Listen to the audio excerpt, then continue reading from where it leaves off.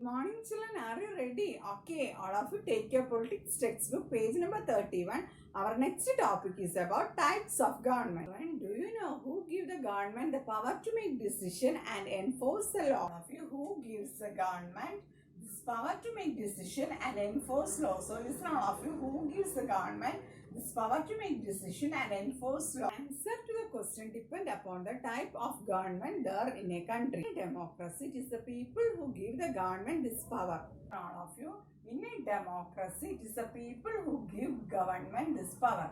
So listen to all of you. In a democracy, it is the people who give the government this power. We do this through election, and a particular person was elected, and that person will come to the power and they form the government. Democracy, the government has to explain its actions and defend its decision to the people. In a democracy, the government has to explain its actions and defends its decision to the people. So listen, all of you, in a democracy, the government has to explain its actions and defends its decision to the people. Another form of the government is the monarchy.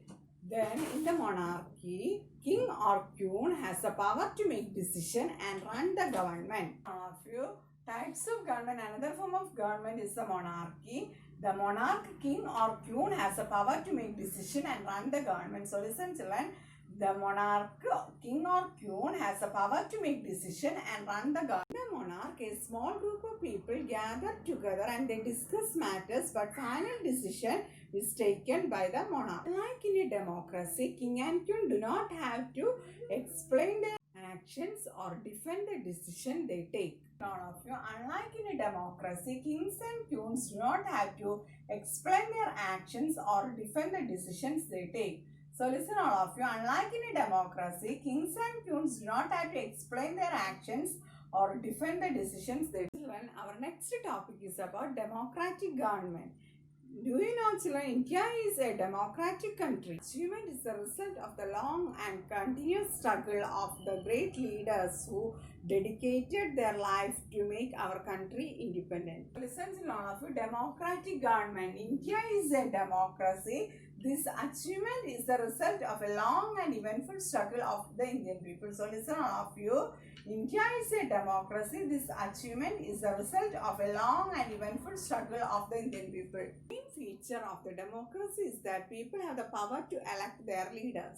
Listen all of you, the main feature of a democracy is that the people have the power to elect their leaders. So listen all of you, the main feature of a democracy is that the people have the power to elect their leader. So in a sense, democracy is ruled by the people. The basic idea is that people rule themselves by participating in making of these rules. Democratic government are usually referred as representative democracies. Listen all of you, democratic government are usually referred as representative democracies. So listen all of you, democratic government are usually referred as representative democracy. Representative democracy, people do not participate directly but choose a representative through election process. All of you, in a representative democracies, people do not participate directly but instead choose a representative through an election process. So listen all of you, in a representative democracy, people do not participate directly but instead choose a representative through an election process. These representatives meet and make decisions for the entire population. These days, government cannot call completely democratic unless it is also called universal adult franchise. Universal adult franchise means all the adults in the country are allowed to vote.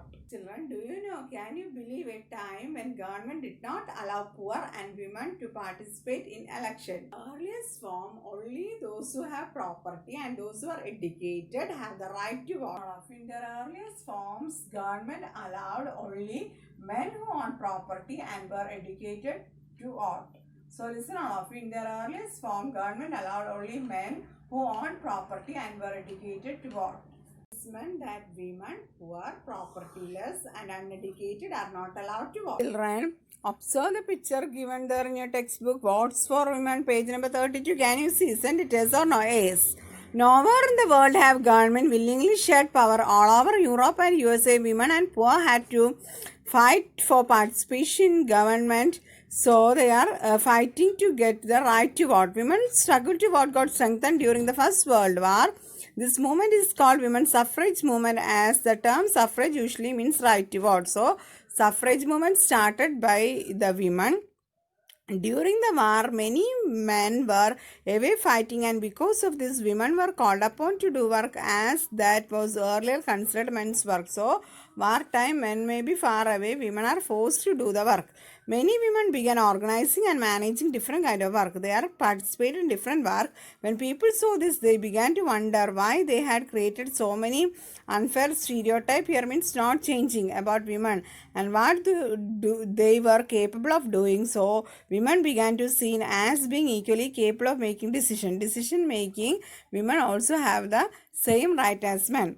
The suffragists demanded the right to vote for all women, and to get their demanded heard, they chained themselves to railing in public places. They struggled together. They want the right to vote.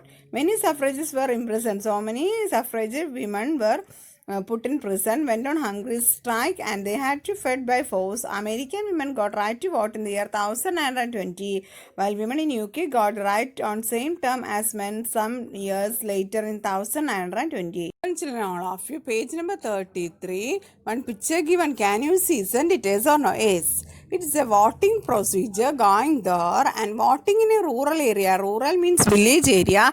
A mark is put on the finger to make sure that a person casts only one vote. Children, all of you. In India, before independence, only a small minority was allowed to vote, and they therefore came together to determine the fate of majority. So people are in very sad because only minority can only vote. Several people, including Gandhiji, were shocked at the unfairness of this practice and demanded that all adults have the right to vote, and they told that all should have the right to vote. This is known as universal adult franchise. Writing in the journal Young India in 1931, Gandhiji said, "I cannot possibly bear the idea that a man got wealth should get the vote, but a man who has got character but no wealth or literacy should have no vote, or that a man who honestly worked by the sweat of his broad day in and day out should not have the vote for the crime of being a poor man." So from this we can understand that everybody should have equal right, whether he is rich or poor, men or women, they all should have the equal right to vote.